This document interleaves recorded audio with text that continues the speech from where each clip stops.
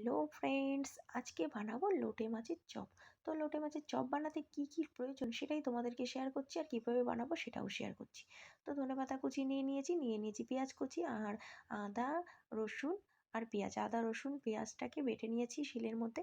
আর এখানে নিয়েছি ধনেপাতা কুচি, লবণ, হলুদ আর চালের গুঁড়ো। চালের গুঁড়ো ছাড়া হবে না, কারণ একটু শক্ত না হলে হবে না, লোটে মাছটা যেহেতু নরম। তো চালের গুঁড়োর মধ্যে অল্প জল দিয়ে, পরিমাণ মতো হালকা জল দিয়ে দিয়েছি পেঁয়াজ পেঁয়াজ বাটা, আদা বাটা, রসুন বাটা, আর দিয়ে দিয়েছি লবণ, হলুদ আর ধনেপাতা কুচি।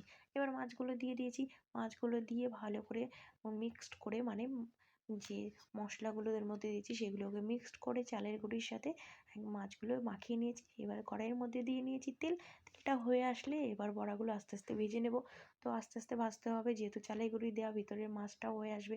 আর লঙ্কার গুঁড়িটা না একটু কম হয়েছিল, তার জন্য আমি আবার একটু লঙ্কার গুঁড়ি নিয়েছি। তো ভালো করে এবার বড়াগুলো ভেজে নিচ্ছি।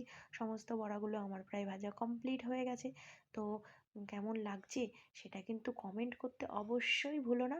আর লাইক করে, শেয়ার করে এবং সাবস্ক্রাইব করে আমার চ্যানেলটিকে আমার পাশে থেকো। আর বড়াগুলো আমার ভাজা হয়ে গেছে। চলো এবার পুরো বড়াগুলো ভাজার পরে তোমাদেরকে সেটাও দেখাচ্ছি কেমন লাগছে। তো এই দেখো, বড়াগুলো আমি নামিয়ে ফেলেছি হালকা হালকা ভালো করে ভেজে নিয়ে। তো কেমন লাগছে ভালো অবশ্যই জানিও। চলো, টাটা।